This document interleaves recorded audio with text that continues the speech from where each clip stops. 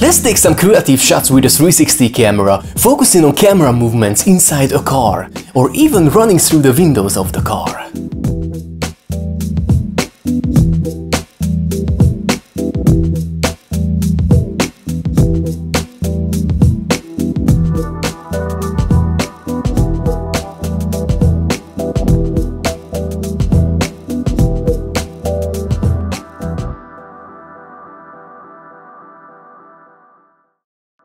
Hey guys, it's Gaba VR. I'm a 360 content creator and photographer, publishing travel videos and creative tutorials, creating cinematic effects with 360 cameras.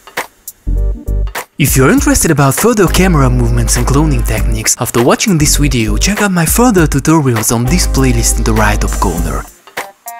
Among others, I've already created motion control action scenes, clones with a moving camera, and even a motion trail effect with very similar techniques. But now let's jump into something new, creating really cool camera movements on a budget, using a 360 camera.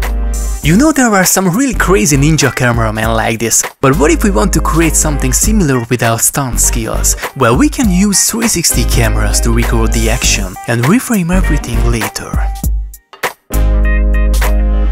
We will take the advantage of the outstanding stabilization of the 360 cameras and the potential of framing everything in post. In this case, I won't shoot crazy action scenes, but I'll show you the basic idea behind the camera movements. First, let's see the easiest method without having to use any further accessories. All we need is a 360 camera and a selfie stick. Depending on your scenes, the longer one is the better. Now I will take a shot where the camera starts around in the middle of the car, following the talent getting out of the car. For such a scene we don't need an extreme long selfie stick, a medium one is enough. All we need is an open window and a cameraman with steady hands and moves. So we just place the camera in the perfect starting position and start recording. Shooting such a scene, timing is really important, so maybe we need some time and practice to get the perfect rhythm to the shot, but finally it will look really cool.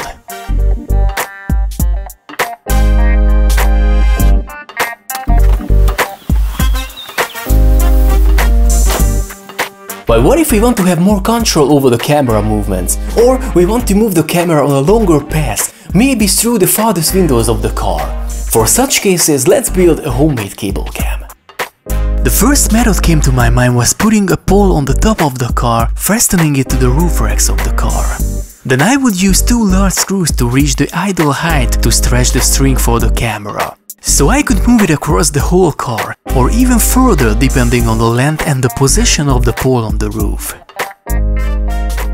I think it would be a really nice and flexible solution, but when I was looking around in the shed searching for some stuffs to build this structure, I found something else, another promising idea. Searching for a long pole, I stumbled upon this cornice rail, which seemed really interesting to build an upside-down rail cam instead of a traditional cable cam. I will use these original holders to fasten it to the car.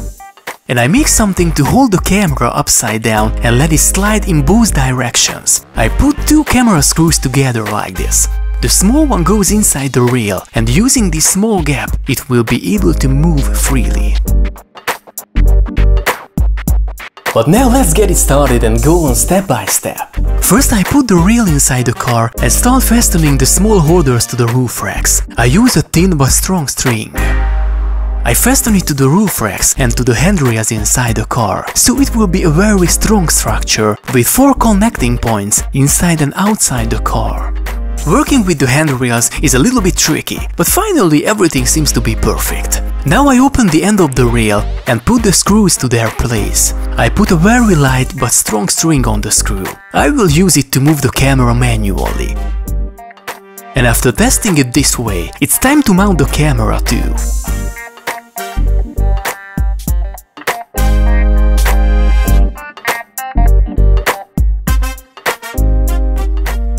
It seems working really nice. It's very similar to the original cable cam idea, but I guess it's easier to set up and use at home. But let's check it out in practice. I ask Adina to be my model again, and I will move the camera through the car and through the windows too. I put another screw on the other end of the string, so it's easier to find and handle it during shooting. Then post-production is really easy. Pasting your footage on the timeline, you can use these shots only playing around with offset settings.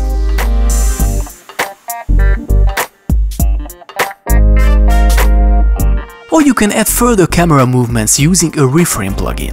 This time I applied the good old Gabor VR reframe plugin to create fake camera movements. So I can be sure that the rail won't be visible on the roof, or besides adding nice panning movements, I can play around with zooming a little bit. And let's see the final results, moving the camera in both directions.